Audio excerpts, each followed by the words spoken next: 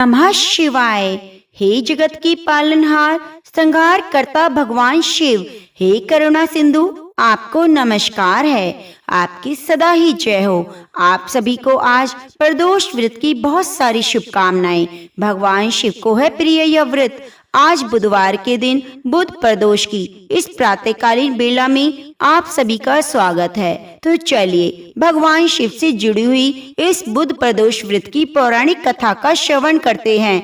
अपने मन को शांत कर लीजिए और भगवान शिव के चरणों में अपने तन मन धन को समर्पित करके बुध प्रदोष की कथा को सुनिए। आप सभी भक्तजन जानते हैं भगवान शिव को प्रदोष व्रत बहुत ही प्रिय है। भगवान शिव कहते हैं जो भी भक्त प्रदोष का व्रत करता है और कथा को श्रवण करता है उसकी भगवान सभी मनोकामनाएं पूरी करते हैं। तो आइए कथा का आरंभ करते हैं। कथा सुनाने से पहले आपसे निवेदन है, कृपया कथा सुनने से पहले वीडियो को लाइक करके कमेंट बॉक्स में हर हर महादेव जरूर लिखिए, जिससे भगवान शिव के चरणों में आपकी हाजिरी लग सके। भगवान शिव कहते हैं प्राचीन काल की बात है, एक नगर में 3 मित्र निवास करते थे। तीनों मित्रों के बीच में अत्यंत घनिष्ठ मित्रता थी। उन मित्रों में एक राजकुमार था, दूसरा ब्राह्मण का पुत्र और तीसरा एक धनिक व्यापारी का पुत्र था।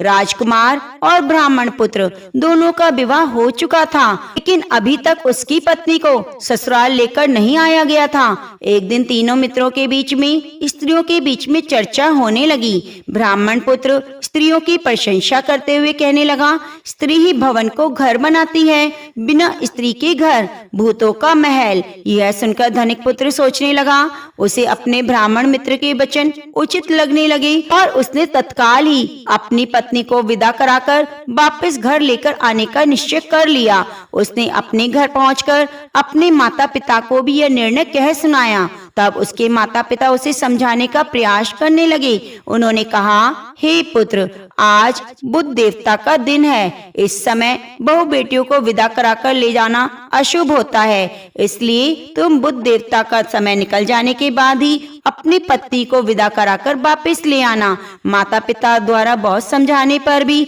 उस धनिक व्यापारी के पुत्र ने अपनी हठ ठान ली। अपने माता पिता की बात उसने नहीं मानी और अपनी पत्नी को लेने के लिए ससुराल पहुंच गया। ससुराल में उसके सास ससुर ने भी बुध के जाने के बाद की पुत्री विदाई करने का निवेदन किया, लेकिन उसने किसी की बात नहीं मानी और वह अपने निर्णय पर अडिग रहा। अतः उसके दामाद की हठ से विवश होकर उन्होंने अपनी कन्या को उसके साथ विदा कर दिया। ससुराल से विदा होकर वे दोनों पति पत्नी नगर की सीमा से कुछ बाहर ही निकले थे कि अकस्मात ही उनकी बैलगाड़ी का पहिया टूट गया। एक बैल का पैर टूट जाने से वह गाड़ी गिर पड़ी। इस दुर्घटना के कारण वे दोनों नीचे गिर गए। उसकी पत्नी भी गंभीर रूप से घायल हो गई और दुर्घटना के बाद भी उस धनिक व्यापारी के पुत्र ने अपनी पत्नी के साथ यात्रा करना चालू रखा। वह कुछ ही दूरी पर चला था कि उसी समय मार्ग में कुछ डाकुओं ने, लुटेरों ने आकर उसे घेर लिया और उसका समस्त धन धान्य लूट लिया। प्रकाश सब कुछ लुट जाने के बाद भी उस धनिक व्यापारी का पुत्र पत्नी सहित विलाप करता हुआ अपने घर पहुंचा। जैसे वह घर आया, वह उसे एक सर्प ने काट लिया। उसके पिता ने अपने पुत्र के उपचार के लिए अनेकों श्रेष्ठ वैद्यों को बुलाया। वैद्यों ने उसके पुत्र की स्थिति का अवलोकन किया और कहा, आपका पुत्र आगामी 3 दिवस में मृत प्राय हो जाएगा, उसकी मृत्यु निश्चित है। यह सुनकर धनिक व्यापारी के पुत्र के सभी मित्र, माता पिता, पत्नी, परिवारजन चिंतित हो गए। इस घटना की सूचना उसके ब्राह्मण पुत्र को हुई। उसने धनिक से कहा, आप अपने पुत्र को पत्नी सहित बहू के घर वापस भेज दीजिए और बुध प्रदोष के व्रत का संकल्प लीजिए। उनसे कहिए भगवान शिव का बुध प्रदोष व्रत करें। वास्तव में उनके जीवन में यह सभी आपत्तियां इसलिए आई हैं क्योंकि आपके पुत्र ने बुध उदय के समय में ही अपनी पत्नी को विदा कर यहाँ ले आया। अगर वह अधिक विलंब होने से पहले ही अपने ससुराल में पहुंच गया तो प्राण बच जाएंगे और धनिक व्यापारी को उसकी ब्राह्मण मित्र का सुझाव अच्छा लगा। उसने तुरंत ही अपनी पुत्र और पुत्र वधू को वापस ससुराल भिजवा दिया। ससुराल पहुंचते ही पुत्र की स्थिति में सुधार होने लगा। दोनों पति पत्नी ने मिलकर बुध प्रदोष का व्रत किया। भगवान आशुतोष से प्रार्थना की और उस धनिक व्यापारी का पुत्र संपूर्ण रूप से स्वस्थ हो गया। उसके बाद वह व्यापारी का पुत्र अपनी पत्नी को लेकर वापस घर आ गया। भगवान शिव की कृपा से दोनों पति पत्नी ने शेष जीवन सुख और आनंद पूर्वक व्यतीत किया। अंत में उत्तम लोक को प्राप्त किया। तो प्रिय भक्तजनों, यह थी बुध प्रदोष की कथा। अब आइए सुनते हैं प्रदोष व्रत के दिन सुनी जाने वाली पौराणिक कथा। आप कथा के अंत तक बने रहिएगा, क्योंकि प्रदोष व्रत करें या ना करें, लेकिन कथा को श्रवण करने मात्र से भगवान शिव की कृपा प्राप्त होती है। भगवान शिव कहते हैं, त्रयोदशी तिथि में संध्या काल को प्रदोष कहा गया है। प्रदोष के समय महादेव जी कैलाश पर्वत के रजत भवन में नृत्य करते हैं और देवता उनके गुणों का स्तवन करते हैं। इसलिए धर्म, अर्थ, काम, मोक्ष की इच्छा रखने वाले सभी भक्तों को प्रदोष में नियम पूर्वक भगवान शिव की पूजा, होम, कथा और गुणगान करने चाहिए। एक समय विदर्भ देश में सत्यरथ नाम से प्रसिद्ध एक राजा थे। वे सदैव धर्मों में तत्पर, धीर, सुशील और सत्य प्रतिज्ञ थे।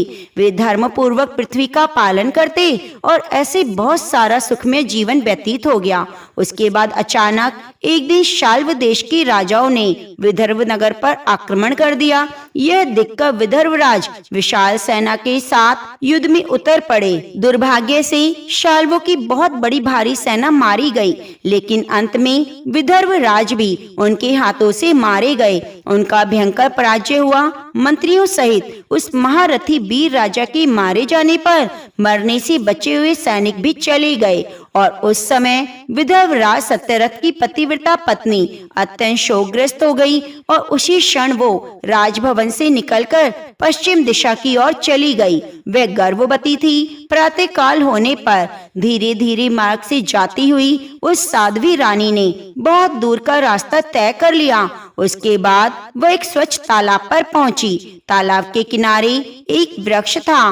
वह उस वृक्ष के नीचे बैठ गई। उस समय वह रानी गर्भवती थी और पतिव्रता रानी ने उत्तम गुणों से युक्त शुभ मुहूर्त में एक पुत्र को जन्म दिया। उसके बाद वह रानी जल पीने की इच्छा से उस जलाशय में उतरी और उसी क्षण एक मगरमच्छ ने आकर उसे अपना ग्रास बना लिया। इस प्रकार वह बालक जन्म लेते ही माता पिता से विहीन हो गया। भूख और प्यास से पीड़ित होकर वो सरोवर के किनारे जोर जोर से रोने लगा। जब वह इस प्रकार क्रंदन कर रहा था तो उसी समय भाग्यवश एक श्रेष्ठ ब्राह्मणी वहां पहुंची। उसकी गोद में भी 1 वर्ष का बालक था। वह निर्धन और विधवा थी। घर घर भीख मांगकर जीवन निर्वाह किया करती। उसका नाम था उमा। जब उस ब्राह्मणी ने उस राजकुमार को देखा तो उस पर दया आ गई और उसने मन में विचार किया, ओहो, यह तो बड़े आश्चर्य की बात है। ये नवजात शिशु जिसकी नाल भी अभी तक नहीं कटी, वह यहाँ पड़ा हुआ है। न जाने इसकी माता कहाँ चली गई, इसका पिता कौन है। यह दीन अनाथ बालक बिना बिस्तर की भूमि पर सो रहा है। न जाने यह चांडाल का पुत्र है या शूद्र का, वैश्य का है या ब्राह्मण का या फिर क्षत्रिय का। कैसे निश्चय किया जाए। मैं शिशु को उठाकर अपने सगे पुत्र की तरह पालन अवश्य कर सकती हूँ, लेकिन ये किस कुल का है मुझे यह नहीं पता और इसलिए इसे छूने का साहस नहीं हो रहा। जब वह इस प्रकार सोच रही थी, उसी समय कोई सन्यासी महात्मा वहां पर आ गए। वे ऐसे लग रहे थे मानो साक्षात भगवान शिव थे। उन श्रेष्ठ भिक्षु सन्यासी ने उस स्त्री से कहा, हे ब्राह्मणी, चिंता मत करो, हृदय की संशय वृत्ति को दूर कर दो और इस बालक की रक्षा करो। इससे तुम्हें शीघ्र ही परम कल्याण की प्राप्ति होगी। इतना कहकर वह दयालु भिक्षु सन्यासी वहां से चले गए और उस ब्राह्मणी ने उनकी बातों पर विश्वास करके उस बालक को अपने साथ उठा लिया और अपने घर की ओर चलने लगी। उस राजकुमार का ब्राह्मणी ने अपने बेटे की तरह पालन पोषण किया। एक चक्रा नामक नगर में उसका घर था। वे भिक्षा के अन्न से ही अपने पुत्र और राजकुमार दोनों को पालने लगी। ब्राह्मणों ने ब्राह्मणी के साथ साथ राजा के पुत्र के भी संस्कार कर दिए। अब वे दोनों बालक ही सर्वत्र सम्मानित होकर दिन प्रतिदिन बढ़ने लगे। समय आने पर उनका उपनयन संस्कार हुआ। वे दोनों बालक एक साथ रहकर नियमों का पालन करने लगे। एक दिन वे ब्राह्मणी उन दोनों बालकों के साथ भिक्षा मांगती हुई देवयोग से देव मंदिर में पहुंची। उन दोनों बालकों को देखकर वह उपस्थित परम बुद्धिमान ऋषि शांडिल्य ने कहा, देव का बल बड़ा विचित्र है। कर्मों का उल्लंघन करना किसी भी जीव के लिए अत्यंत कठिन है। देखो न, यह बालक दूसरी माता की शरण लेकर भिक्षा से जीवन निर्वाह कर रहा है। इस ब्राह्मणी को श्रेष्ठ माता के रूप में पाकर ब्राह्मण बालक के साथ ब्राह्मण भाव को प्राप्त हो गया है। जब उस ब्राह्मणी ने ऋषि शांडिल्य के वचन सुने तो उसे आश्चर्य हुआ। उसने भरी सभा में मुनि को प्रणाम करके पूछा, हे ब्राह्मण, एक सन्यासी के कहने से मैं इस बालक को अपने घर ले आई। यद्यपि अभी तक मुझे इसके कुल का पता नहीं, फिर भी मैं पुत्र की भांति इसका पालन पोषण करती हूँ। आप तो ज्ञान के नेत्रों से देखते हैं, कृपया आप मुझे यह बताइए, यह बालक किस कुल में उत्पन्न हुआ और इसके माता पिता कौन हैं? यह सुनकर मुनि ने कहा, हे ब्राह्मणी, यह विदर्भ देश की राजा का पुत्र है। और इस प्रकार कहकर मुनि ने उस बालक के पिता के युद्ध में मारे जाने और माता के ग्रह द्वारा ग्रस्त हो जाने का संपूर्ण समाचार कह सुनाया। यह सुनकर ब्राह्मणी को और आश्चर्य हुआ। फिर उसने प्रश्न किया, हे महामुनि, वे राजा संपूर्ण भोगों को छोड़कर युद्ध में क्यों मर गए? इस बालक को दरिद्रता कैसे मिली? यह बालक अपनी दरिद्रता को पूर्णतः नष्ट करके पुनः राज्य कैसे प्राप्त करेगा? मेरा यह पुत्र भी क्या ऐसे ही जीवन निर्वाह करता रहेगा? अतः इसकी दरिद्रता के निवारण का भी क्या उपाय है, ये बताने की कृपा करे। यह सुनकर ऋषि शांडिल्य ने कहा, यह राजकुमार के पिता विदर्भ राज पूर्व जन्म में पांड्य देश के राजा थे। एक दिन प्रदोष काल में राजा भगवान शंकर का पूजन कर रहे थे और भक्ति भाव से भगवान शिव की आराधना में संलग्न थे। उसी समय नगर में कोलाहल मच गया। उन उत्कृष्ट शब्दों को सुनकर राजा ने बीच में ही भगवान शिव की पूजा छोड़ दी और नगर में शोक फैलने की आशंका से राजभवन से बाहर आ गए। उसी समय राजा का महाबली मंत्री शत्रु को पकड़कर उनके पास ले आया। वह शत्रु पांड्य राजा का ही सामंत था। उसे देखकर राजा ने क्रोध पूर्वक उसका मस्तक कटवा दिया। शिव पूजा छोड़कर नियम को समाप्त किए बिना राजा ने रात्रि में भोजन भी कर लिया और इसी प्रकार राजकुमार भी प्रदोष काल में शिव जी की पूजा किए बिना ही भोजन करके सो गया। वही राजा दूसरे जन्म में विदर्भ राज हुआ। शिव जी की पूजा में विघ्न होने के कारण शत्रुओं ने उसको सुख भोग के बीच में ही मार डाला। पूर्व जन्म में जो उसका पुत्र था वही इसके जन्म में भी हुआ। शिव जी की पूजा का उल्लंघन करने के कारण ही वह भी दरिद्रता को प्राप्त हुआ। इसकी माता ने पूर्व जन्म में छल से अपनी सौत को मार डाला था और महान पाप के कारण वह इस जन्म में ग्रह के द्वारा मारी गई। हे ब्राह्मणी, अब मैं तुम्हें सत्य वचन कहने जा रहा हूँ, ध्यान पूर्वक सुनो। इस भयंकर असार संसार को प्राप्त हुए जीव के लिए ईश्वर के चरणाविंदों की सेवा ही सार वस्तु है। जो प्रदोष काल में अनन्य चित्त होकर परमेश्वर के चरणाविंदों की पूजा करते हैं वे संसार में सदैव बढ़ने वाले धन धान्य, स्त्री पुत्र, सौभाग्य और संपत्ति के द्वारा सबसे बढ़कर बन जाते हैं। तुम्हारा यह पुत्र भी पूर्व काल में उत्तम ब्राह्मण था। इसने संपूर्ण आयु केवल दान लेने में बिताई, यज्ञ आदि सत्कर्म नहीं किए और इसलिए वह दरिद्रता को प्राप्त हुआ। उस दोष का निवारण करने के लिए अब उसे भगवान शंकर की सेवा में जाना चाहिए। यह सुनकर ब्राह्मणी ने कहा, हे मुनिवर, कृपया आप शिव पूजन की संपूर्ण विधि और क्रम का व्रत बताइए कि किस प्रकार प्रदोष काल में भगवान शिव की पूजा करके ये दोनों बालक अपने अपने दोषों से मुक्त हो सकते हैं। ब्राह्मणी के इस प्रकार पूछने पर ऋषि शांडिल्य ने कहा, दोनों पक्षों की त्रयोदशी को मनुष्य जब निराहार रहे तब सूर्य अस्त से 3 घड़ी पहले स्नान करे, फिर श्वेत वस्त्र धारण करके धीर पुरुष संध्या जप इत्यादि नित्य कर्म की विधि पूर्वक मौन होकर शास्त्र विधि का पालन करते हुए भगवान शिव की पूजा करे। भगवत विग्रह के आगे की भूमि को नए निकाले हुए शुद्ध जल से भली भांति लीप पोत कर सुंदर मंडल बनाए। स्वस्थ वस्त्र इत्यादि द्वारा मंडल को चारों ओर से घेर दे। ऊपर से चंदोवा लगाए, फल फूल नवीन अंकुरों से उसको सजाए। मंडल के मध्य की भूमि में 5 रंगों से युक्त विचित्र कमल अंकित करके उस पर सुस्थिर आसन बिछाकर बैठे और हृदय में भक्ति भाव से युक्त होकर पूजा की सभी सामग्रियों के साथ भगवान शिव की पूजा करे। पूर्ण मनोभाव के साथ भगवान शिव को प्रार्थना करते हुए इस प्रकार कहे, हे देव आपकी जय हो, हे सनातन शंकर संपूर्ण देवताओं के अधीश्वर सभी को वर देने वाले, हे प्रभु आपकी जय हो। आपके प्रसाद से मेरी सदा आनंद रहे। समस्त पापों के भय का अपहरण करके मेरी रक्षा कीजिए। मैं महान दरिद्र के समुद्र में डूबा हुआ हूँ। बड़े बड़े पापों ने मुझे आक्रांत कर लिया है।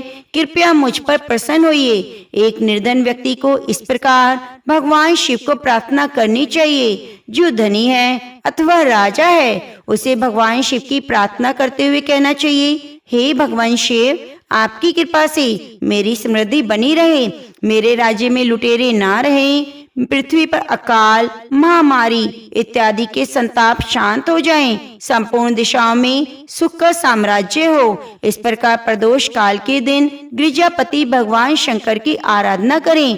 अगर ये दोनों बालक इस प्रकार भगवान शंकर का पूजन करके प्रत्येक प्रदोष के दिन करेंगे व्रत और पूजा करेंगे तो वर्ष भर के अंदर ही इन उत्तम सिद्धि की प्राप्ति होगी। सांडिल्य मुनि का यह वचन सुनकर उस ब्राह्मणी ने दोनों बालकों के साथ मुनि के चरणों में प्रणाम किया और कहा, हे भगवान आज मैं आपके दर्शन मात्र से कृतार्थ हो गई। यह दोनों बालक आज से आपकी शरण में हैं। यह मेरा पुत्र है, इसका नाम सुचिव्रत है, और ये राजकुमार जिसका नाम मैंने धर्मगुप्त रख दिया।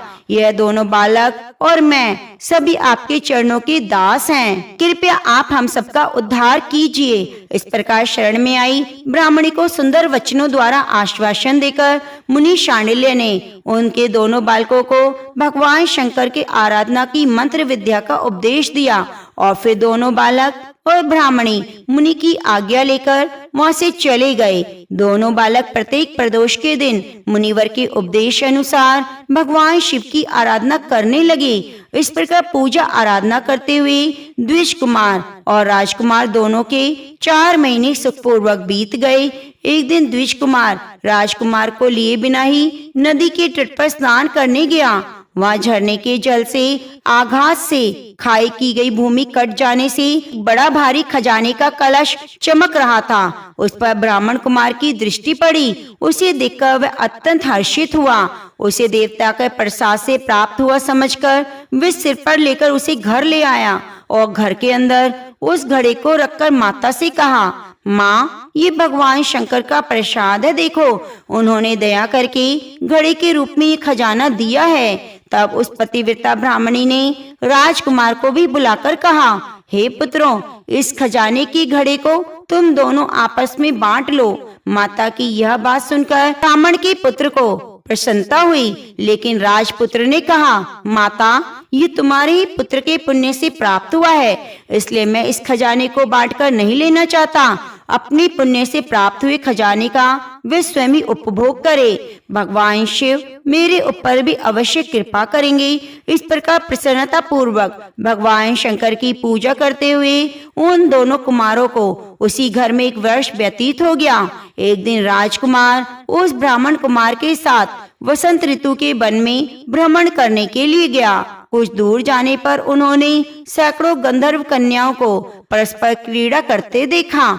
उन्हें देखकर ब्राह्मण कुमार ने दूर से ही राजकुमार से कहा, यहाँ से आगे जाना उचित नहीं, क्योंकि उधर स्त्रियां विहार कर रही हैं। वे रमणियां छल करने वाली वाणी द्वारा अनुनय विनय करने में कुशल हैं। वे पुरुषों को अपनी दृष्टि मात्र से मोहित कर लेती हैं। इसलिए अपने धर्म में तत्पर ब्रह्मचारी कभी स्त्रियों के समीप जाकर उनके साथ वार्तालाप ना करे। ऐसा कहकर ब्राह्मण कुमार वहां से चला गया और दूर जाकर खड़ा हो गया। लेकिन राजकुमार अकेला ही निर्भय होकर स्त्रियों की उस क्रीड़ा स्थली की ओर चला। उन गंधर्व कन्याओं में से एक ने राजकुमार को आते देखा, मन ही मन कुछ विचार किया और सखियों से कहा, सखियों, यहाँ से थोड़ी ही दूरी पर एक उत्तम वन है। वहाँ विचित्र चंपा, अशोक, पुनाक, वकुल के वृक्ष खिले हैं। वहाँ जाकर तुम सब लोग फूल तोड़ो, तब तक मैं यहीं बैठी हूँ। तुम फूलों का संग्रह करके फिर यहाँ वापस आ जाना। इस प्रकार आदेश देने पर सखियां वन के भीतर चली गईं। वह गंधर्व कन्या राजकुमार पर दृष्टि लगाए हुए वहीं खड़ी रही। गंधर्व कन्या ने अपने पास आए हुए राजकुमार को बैठने के लिए कोमल पल्लवों का आसन दिया और फिर पूछा, हे कमल नयन, आप कौन हैं? किस देश से आए हैं? किसके पुत्र हैं? इस प्रकार पूछने पर राजकुमार ने अपना संपूर्ण परिचय दिया। मैं विदर्भ राज का पुत्र हूँ। मेरे पिता और माता बचपन में मर गए। शत्रुओं ने मेरे राज्य पर अधिकार जमा लिया। मैं दूसरे के राज्य में गुजारा कर रहा हूँ। ये सब सुनकर राजकुमार ने उस गंधर्व कन्या से पूछा, हे सुंदरी, आप कौन हैं? यह आपका क्या कार्य है? आप किसकी पुत्री हैं? तो उस गंधर्व कन्या ने कहा, मैं महाराजकुमार एक द्रविक नामक गंधर्व हैं, जो समस्त गंधर्व कुल के अगुवा माने जाते हैं। मैं उन्हीं की पुत्री हूँ। मेरा नाम है अंशुमति। मैं आपकी अभिलाषा जान चुकी हूँ। आपका मन मेरे अंदर आसक्त हो गया है और उसी प्रकार देव ने भी मेरे मन में आपके लिए उत्कंठा भर दी है। अब हम दोनों का स्नेह भंग नहीं होना चाहिए। इस प्रकार कहकर गंधर्व कुमारी ने अपने गले से मोती का हार निकालकर राजकुमार को भेंट किया। उसे प्राप्त करके राजकुमार ने पूछा, हे भुरु, मैं एक बात कहता हूँ, मैं राज्यहीन हूँ, निर्धन हूँ। तुम मेरी प्रिय कैसे होना चाहती हो? यह सुनकर गंधर्व कन्या ने कहा, आपका कहना उचित है। मैं पिता की आज्ञा के विरुद्ध कोई कार्य नहीं करूंगी। आप इस समय घर को पधारें। मेरे घर प्रातःकाल पुनः यहीं पर दर्शन दीजिएगा। आपसे कुछ हमारा कार्य है। इतना कहकर वह गंधर्व कन्या अपनी सखियों के साथ जैसे आई वैसे चली गई। राजकुमार भी हर्ष पूर्वक ब्राह्मण कुमार के पास लौट आया। उसी ब्राह्मण पुत्र से सारी बातें कहीं और उसके साथ घर को प्रस्थान किया। उसके बाद पूर्व निश्चित समय आने पर राजकुमार द्विज पुत्र के साथ वन में उसी स्थान पर गया। उस स्थान पर पहुंचकर राजकुमार ने देखा गंधर्वराज और उसकी कन्या है वहां पर। गंधर्वराज ने वहां पर आए हुए दोनों कुमारों का अभिनंदन किया। सुंदर आसन पर बिठाकर कहा, हे विदर्भ राजकुमार, मैं कल कैलाश पर्वत पर गया था। वहां मैंने पार्वती जी के साथ महादेव जी के दर्शन किए। उन्होंने मुझे बुलाकर सभी देवताओं के समीप इस प्रकार कहा, पृथ्वी तल पर धर्मगुप्त नाम से प्रसिद्ध राजकुमार है, जो इस समय अकिंचन है। उसका राज्य छिन गया है। शत्रुओं ने उसके देश को अपने अधिकार में कर लिया है। अब वह बालक अपने गुरु की आज्ञा से सदा मेरी आराधना में रहता है। उसी के प्रभाव से आज उसके समस्त पितु मेरे स्वरूप प्राप्त हो गए हैं। तुम भी उस राजकुमार की सहायता करो। अब शत्रुओं को मारकर उसे अपना राज्य सिंहासन दिलाओ और उसे आसीन कर दो। महादेव जी की इस प्रकार आज्ञा देने पर मैं अपने घर गया। यहाँ मेरी कन्या ने भी तुम्हारे लिए बहुत प्रार्थना की और यह सब कुछ भगवान शिव की प्रेरणा से हो रहा है। ऐसा समझकर मैं इस कन्या को साथ लेकर आया हूँ। इसलिए अपनी पुत्री अंशुमति को मैं तुम्हें पत्नी रूप में प्रदान करता हूँ। भगवान शिव की आज्ञा से शत्रुओं को मारकर तुम्हें तुम्हारे राज्य पर बिठाऊंगा। उस नगर में तुम अपनी धर्म पत्नी के साथ 10,000 वर्षों तक मनवांछित सुख भोग कर अंत में भगवान शिव के लोक में जाओगे और वहां भी मेरी यह कन्या तुम्हारी सेवा में प्रस्तुत रहेगी। इस प्रकार कहकर गंधर्वराज ने उसी वन में राजकुमार के साथ अपनी पुत्री का विवाह कर दिया।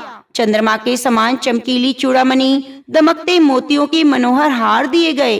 दिव्य आभूषण, वस्त्र, स्वर्ण के बने हुए बहुत से सामान, 10,000 हाथी, 1 लाख नीले घोड़े, हजारों सोने के बड़े बड़े रथ प्रदान किए गए। आत्मिक दिव्य रथ, इंद्र के धनुष के समान विशाल धनुष, शस्त्रों अस्त्र शस्त्र, अक्षय बाणों से भरे हुए 2 तरकश, अवैध सुवर्ण कवच और शत्रुओं का संहार करने वाली शक्ति भी दी। अपनी पुत्री की सेवा के लिए 5000 दासियां दी। इसके अलावा राजकुमार की सहायता के लिए उग्र गंधर्वों की चतुरंगनी सेना भेंट की। यह सब कुछ प्राप्त करके राजकुमार अपनी मनवांछित पत्नी के साथ अत्यंत प्रसन्न हुआ। पुत्री का विवाह कराकर गंधर्वराज वापिस स्वर्गलोक में चले गए।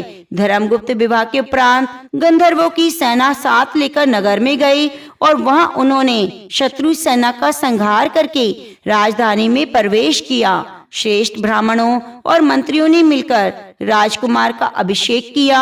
जिस प्रकार पत्नी ने उनका अपने पुत्र की भांति पालन किया, वही उसकी माता हुई। वैद्विष कुमार उसका भाई हुआ और गंधर्व राजपुत्री अंशुमती महारानी के पद पर प्रतिष्ठित हुई। इस प्रकार भगवान शंकर की आराधना करके धर्मगुप्त विदर्भ देश के राजा हो गए। और इसी प्रकार सभी लोगों को प्रदोष व्रत के दिन गिरिजापति की आराधना करके मनोवांछित फल और कामनाओं को प्राप्त करना चाहिए। तो प्रेम से बोलिए शिव शंकर भगवान की जय। मैं प्रार्थना करती हूँ कि आज की यह प्रदोष कथा सुनकर भगवान शिव के प्रति आपकी भक्ति, भाव, पूजा और समर्पण में वृद्धि हुई होगी। अगर आपको आज की यह कथा अच्छी लगी है तो चैनल को सब्सक्राइब कर लीजिए और कथा को शेयर करना ना भूलें। कमेंट बॉक्स में हर हर महादेव जरूर लिखिए।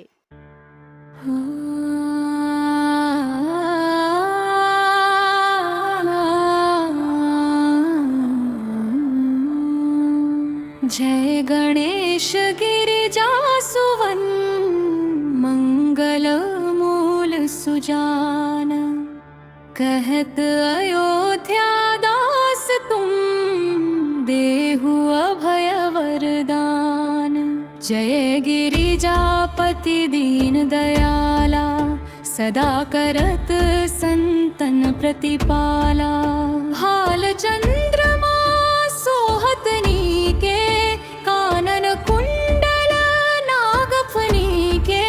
अंग गौर शिर गंग बहाए, मुंड माल तन क्षार लगाए। वस्त्र खाल बाघंबर सोहे, छवि को देखी नाग मन मोहे।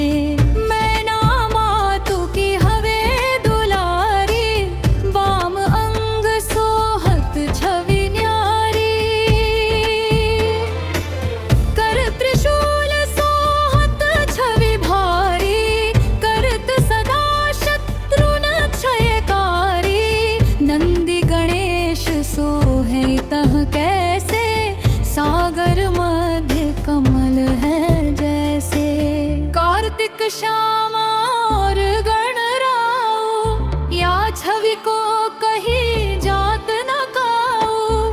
देवन जब ही जाय पुकारा, तब ही दुख प्रभु आप निवारा। किया उपद्रव तारक भारी, देवन सब मिली तुम ही जुहारी।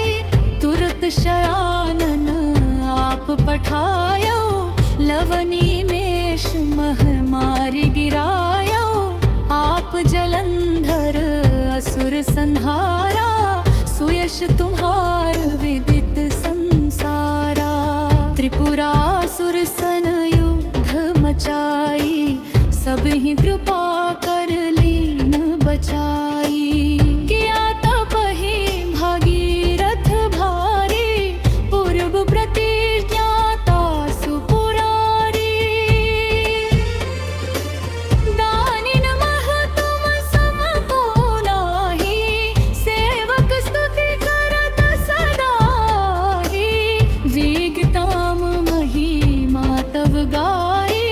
अकथ अनादि भेद नहीं पाए।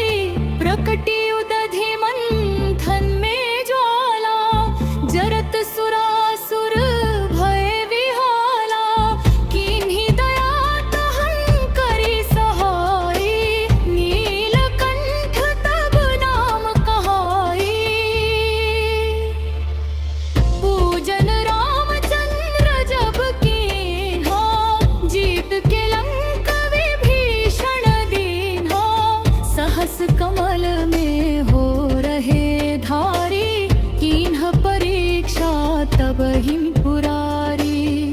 एक कमल प्रभु राखे जोई, कमल नयन पूजन चही सोई।